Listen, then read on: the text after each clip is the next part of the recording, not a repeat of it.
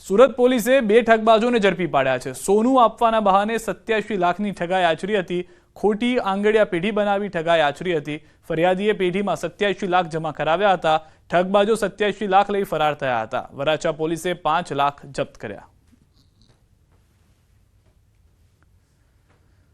દ્વારકામાં વધુ એક હની ટ્રેપનો બનાવ સામે આવ્યો છે। બે પોલીસ કર્મીઓ સહિત યુવક યુવતીએ મળી 64 વર્ષના વૃદ્ધને હની ટ્રેપમાં ફસાવ્યા। વૃદ્ધ પાસેથી 1.20 કરોડ રૂપિયાની ઠગાઈ કરાઈ। સોશિયલ મીડિયાના માધ્યમથી જામનગરની એક 27 વર્ષીય યુવતીએ વૃદ્ધને પ્રેમની જાળમાં ફસાવ્યા હતા। દ્વારકા દર્શન કરી સંબંધની શરૂઆત કરવાનું કહી યુવતી વૃદ્ધને મળે છે। દ્વારકા તરફ પ્રયાણ કરતા ઓખામઢી ટોલ પાસે બે પોલીસ કર્મીઓ તેમને રોકી તપાસ કરે છે। યુવતીના પર્સમાંથી સફેદ ડ્રગ્સ મળી આવતા પોલીસ કર્મીઓ બંનેને ધમકાવે છે। યુવતી સાથે વૃદ્ધ વેપારીને પોલીસ કેસમાં ફસાવવાની ધમકી આપી 1 કરોડ 20 લાખ આંગડિયાથી કરાવે છે। જે બાદ શંકા જતા વૃદ્ધ વેપારીએ પોલીસ કેસ કર્યો। તમામ હકીકત બહાર આવી। વર્દીને શર્મસાર કરનાર બંને પોલીસ કર્મીઓ જામનગર હેડક્વાર્ટરમાં ફરજ બજાવતા હતા। હાલ દ્વારકા પોલીસે યુવતી સહિત એક યુવકની ધરપકડ કરી ફરાર બંને પોલીસ કર્મીઓને શોધવા ચક્રો ગતિમાન કર્યા। તપાસ દરમિયાન એવું જાણવામાં મળેલ છે કે આ 4 જણાની જે ટોળકી છે એમણે ટૂંક સમય પહેલા જ એક અન્ય જગ્યાએ પણ આ ટાઈપનો ગુનો આચર્યો છે, જેનું ફરિયાદ હજી દાખલ થઈ નથી।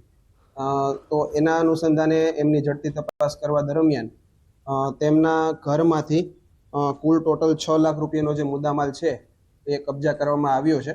એ જે તે જૂના સમયમાં એમણે આ વસ્તુ કરેલી હશે એના અનુસંધાનમાં આ વસ્તુ કાયદેસર રીતે કબજે કરવામાં આવ્યું છે।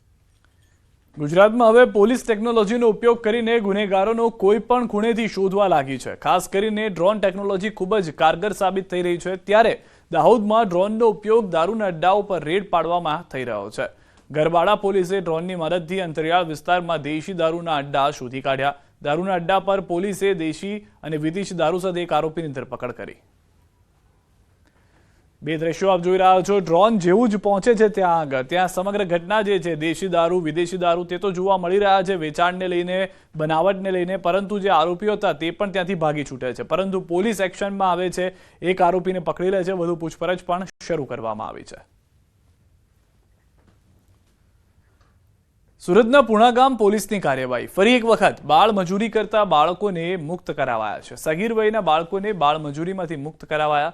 સગીર વયના બાળ શ્રમિકોને મજૂરી કામ અર્થે રાખી વધુ સમય સુધી કામ કરાવી શોષણ કરતા પુણાગામ પોલીસે બાળ મજૂરીની ચુંગાલમાંથી 6 બાળકોને મુક્ત કરાવ્યા। પોલીસે 2 શખ્સોની અટકાયત કરી વધુ કાર્યવાહી હાથ ધરી। આરોપીઓ વિરુદ્ધ વિવિધ કલમો હેઠળ ગુનો દાખલ કર્યો।